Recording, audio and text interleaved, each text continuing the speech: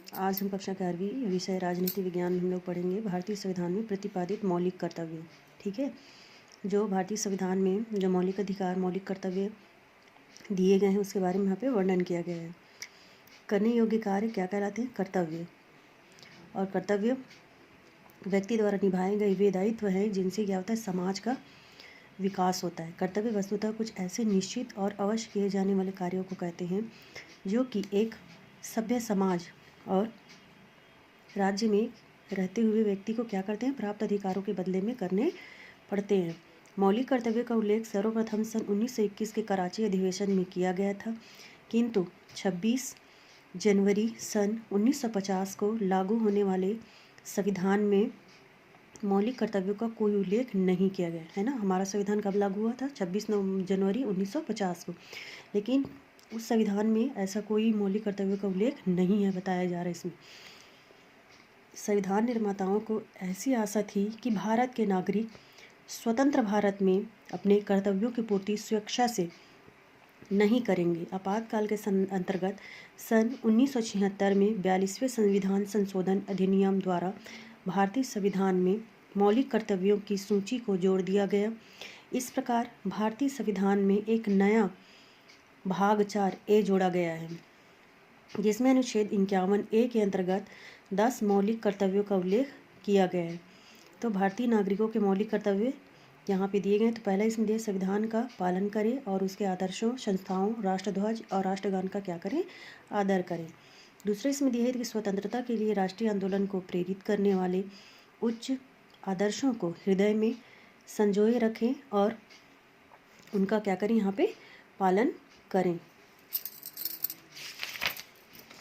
तीसरा यहाँ पे दिया है कि भारत की प्रभुता, एकता व अखंडता की रक्षा करें और उसे अक्षुण्ण बनाए रखें। चौथा, देश की रक्षा करें और आह्वान किए जाने पर राष्ट्र की सेवा करें। पांचवें इसमें दिए, भारत के सभी लोगों में समरसत्ता तथा समान भातृत्व की भावना का निर्माण करें, जो धर्म, भाषा और प्रदेश या वर्ग पर आधारित सभी भेदभाव से परे हो।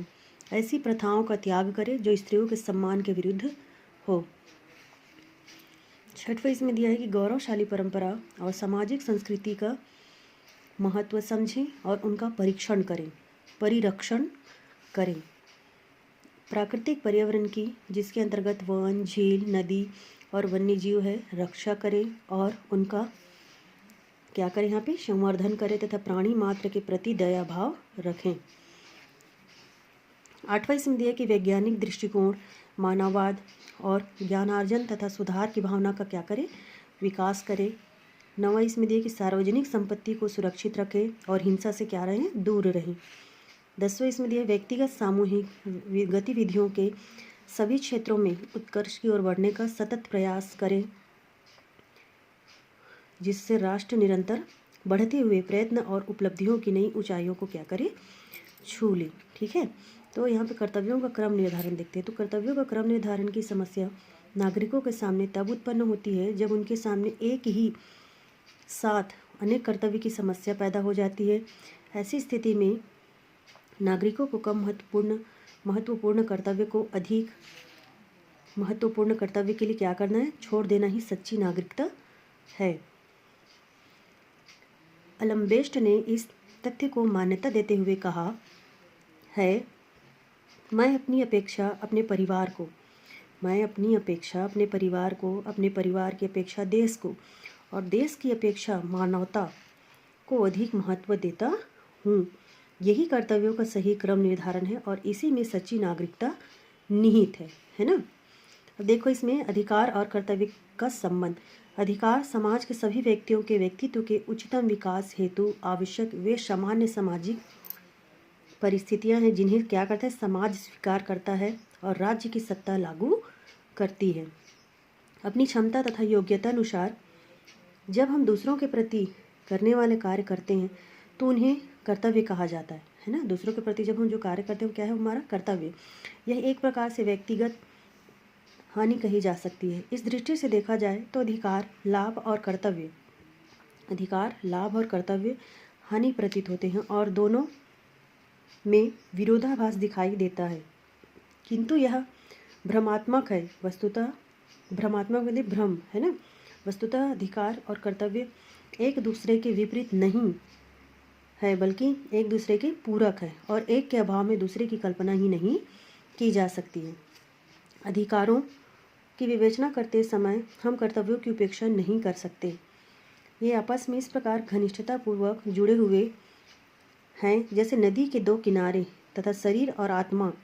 इतना ही नहीं, अधिकारों की प्राप्ति के लिए मनुष्यों को कर्तव्यों में बंधना होता है। यदि हम किसी कर्तव्य की पूर्ति करते हैं तब हम अनजाने में ही किसी दूसरे व्यक्ति के अधिकारों की स्वीकृति देते हैं। इसलिए प्रोफेसर वाइल्ड ने लिखा है, केवल कर्तव्यों के संसार में ही अधिकारों की प्रतिष्ठा है। इसी स्थिति को ध्यान में रखते हुए ग्रे ने अधिकार को कर्तव्य का पूरक बतलाया है। डॉक्टर बेनी प्रसाद ने ठीक ही कहा है, अधिकार और कर्तव्य एक ही सिक्के के क्या हैं, दो पहलू हैं। यदि व्यक्ति उन्हें अपने दृष्टिकोण से देखता है तो वे अधिकार हैं, और इसी को यदि दूसरों के दृष्टिकोण से देखा जाता है तो वे क्या हैं, कर्तव्य हो जाते हैं। सोचना व्यर्थ है कि अधिकार कर्तव्य के पूर्व का है या कर्तव्य अधिकार के बाद। वे एक दूसरे के पार्श्व भाग हैं। यदि प्रत्येक व्यक्ति केवल अपने अधिकारों पर जोर देता है लेकिन दूसरे व्यक्तियों के कर्तव्यों का पालन नहीं करता तो किसी के लिए भी कोई अधिकार शेष नहीं रहेगा। स्पष्ट है कि अधिकार और कर्तव्य दोनों ही सामाजिक मांगे हैं और दोनों में अमिट संबंध हैं। इससे पहला दिया है, अधिकार और कर्तव्यों के घनिष्ठ संबंधों की व्याख्या निम्न रूपों में की जा सकी। तो पहला इसमें दिया है, अधिकार और कर्तव्य एक दूसरे के क्या हैं, पूरक हैं। तो साधारणतः अधिकार और कर्तव्य एक दूसरे से भिन्न प्रतीत होते हैं। अधिकार की प्राप्ति पर प्रसन्नता का अनुभव होना स्वाभाविक मानवीय प्रवृत्ति है, जबकि कर्तव्य पालन करने में थोड़ा सा कष्ट होता है। कर्तव्य में कुछ त्याग निहित होता है। मनुष्य अपनी प्रकृति के अनुसार क्या कहते, कुछ पाना चाहता है, खोना नहीं, परंतु यह अटल नियम है कि कुछ खोकर ही कुछ प्राप्त किया जा सकता है। कठिन परिश्रम, अत्यधिक समय का अर्पण कर परीक्षा में प्रथम आया जाता है। कर्तव्य किए बिना अधिकारों के विषय में सोचना व्यर्थ है। इस तरह अधिकार और कर्तव्य एक दूसरे के क्या है, विरोधी नहीं बल्कि एक दूसरे के पूरक हैं, क्योंकि एक के बिना दूसरे का अस्तित्व ही नहीं है। दूसरा इसमें दिया है कि एक व्यक्ति का अधिकार, दूसरे का कर्तव्य। अधिकार कोई व्यक्तिगत प्रश्न नहीं है, है ना। अधिकार कोई व्यक्तिगत प्रश्न नहीं है, वरन यह तो आवश्यक रूप से एक सामाजिक प्रश्न है। सहयोग के द्वारा ही यह अस्तित्व में आते हैं और सहयोग के द्वारा ही इनका उपयोग किया जा सकता है। वस्तुतः एक व्यक्ति का अधिकार दूसरे व्यक्ति का कर्तव्य होता है, और दूसरे शब्दों में एक व्यक्ति का कोई अधिकार है तो उस अधिकार की पूर्ति तभी संभव है जबकि समाज के अन्य लोग उस व्यक्ति के अधिकारों की क्या करें, पूर्ति करना अपना कर्तव्य समझे।